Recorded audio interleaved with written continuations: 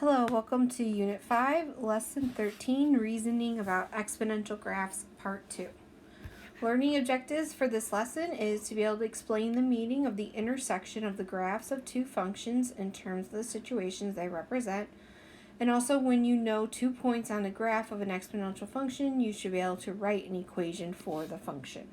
Alright, like always, we're going to skip the warm-up and go straight to the second activity. Alright, in this activity, it starts with a graph representing an exponential function f. The function f gives the value of a computer in dollars as a function of time, x, measured in the years since the time of the purchase. So, you have a couple questions to go along with that. Based on the graph, what can you say about the purchase price of the computer, the value of f when x is 1, and then the meaning of f of 1. And then on the next page, it continues how the value of the computer is changing each year, an equation that defines f, and whether the value of f will reach 0 after 10 years.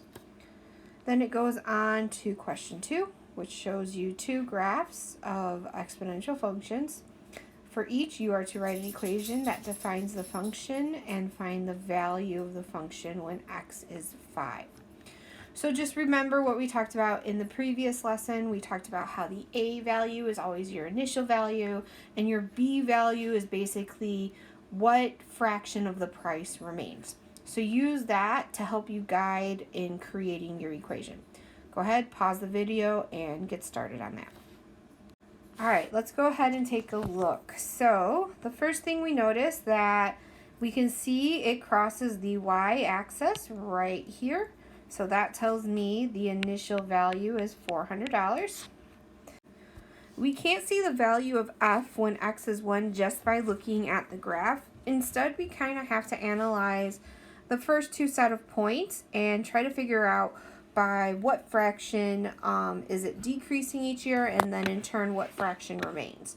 So we can see after 2 years it dropped from $400 to $100, right? So that means every 2 years 1/4 of the price remained. So if every 2 years 1/4 of the price remained, so this is 2 years,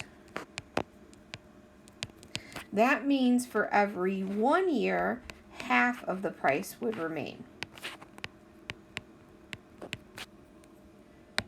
So if the original price is $400, half of that is $200. Okay, this meaning of the f of 1, this is the value of the computer 1 year after it was purchased. Let's look at the next question, which says how the value of the computer is changing each year. So we know that it is worth half the previous year's value. And then an equation we could write for this situation would be f of x equals 400 times 1/2 to the x power. The final question is, will the value of f reach 0 after 10 years?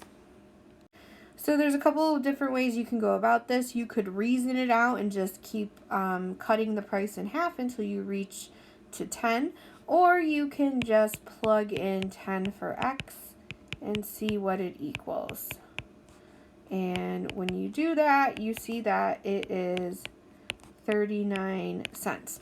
So after 10 years, no, the value will not be $0.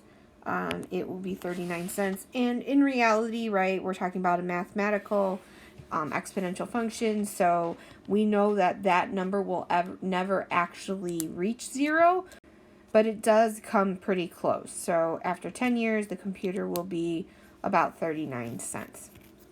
Let's look at graph 2. So for graph 2, we can see that this is a growth problem. So I start with what is my y-intercept. So in this case, I know my y-intercept, so that is 5. That means my a value is 5. And then I just need to figure out my growth factor. So basically, we're asking ourselves, how does 15 turn into 45? So 15 times what equals 45? And that is 3, right? 15 times 3. So that tells me my growth factor is 3. So my equation is f of x equals 5 times 3 to the x power. To calculate the value for 5, f of 5, we would just plug in 5 in place of x. And in doing so, we see that f of 5 is equal to 1,115.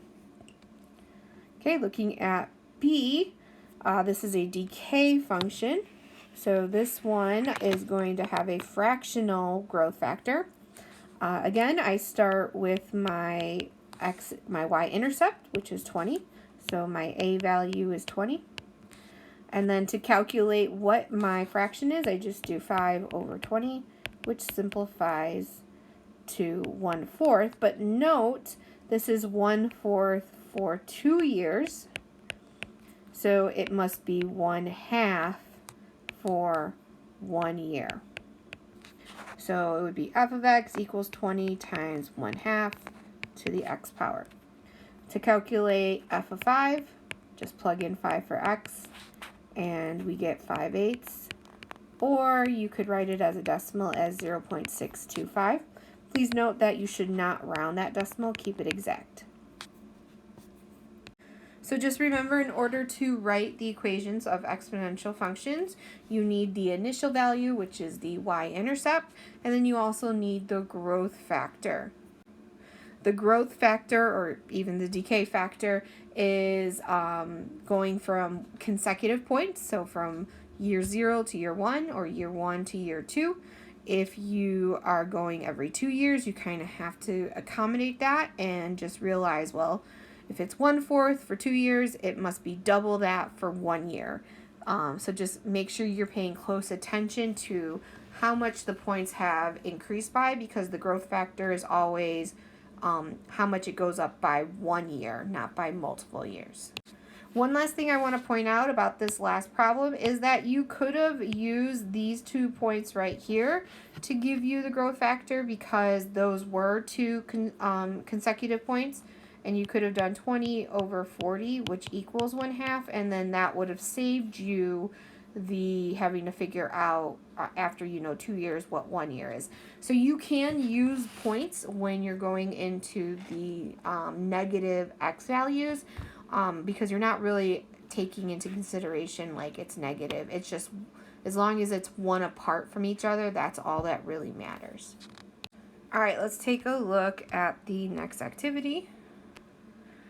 So here we have 2 graphs representing 2 functions and a description of 2 functions.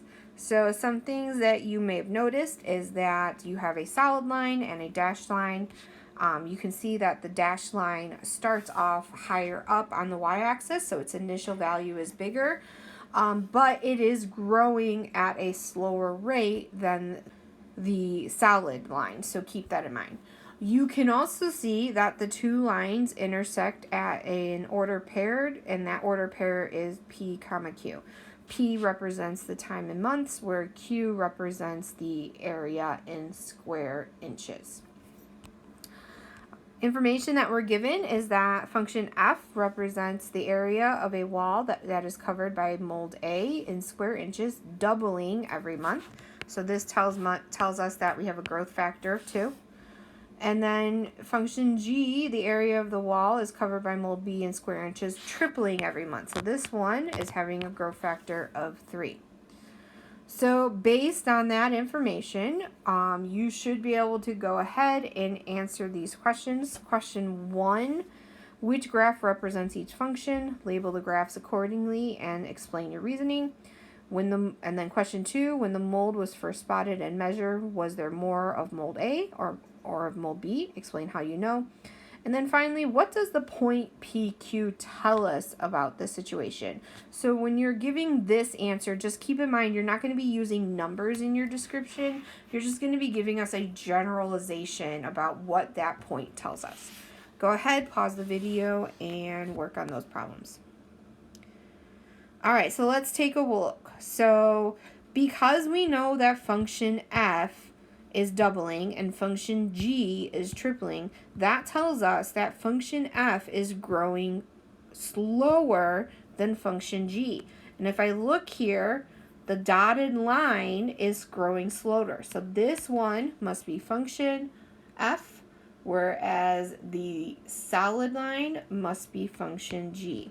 Okay, and we know this based on which one's growing faster and which one's growing slower.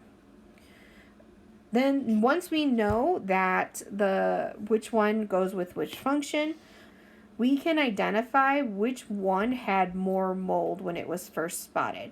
So function f, which is again the dashed line, is mold A. So I'm just going to go ahead and write mold A right here. Function g, which is the solid line, is mold B. So based on this, we can see there was more of mold A. More of mold A. We know this because of the y-intercept being higher than that of mold B.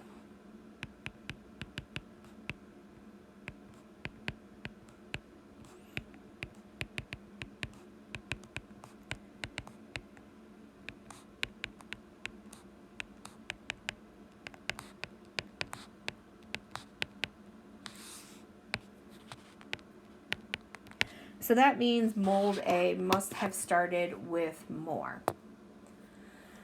Last question, what does the point PQ tell us in this situation? So basically, this tells us that after P months,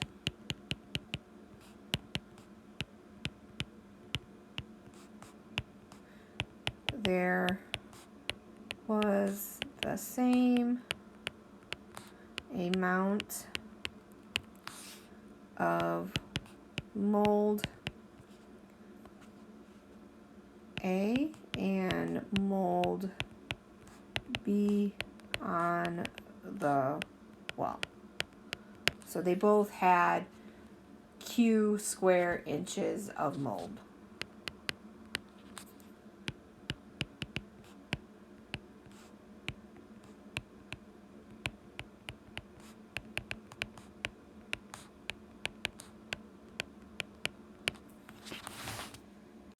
So just to remember, throughout this lesson we talked about, or we reinforced that idea of the A value being the y-intercept, the B value being the growth factor.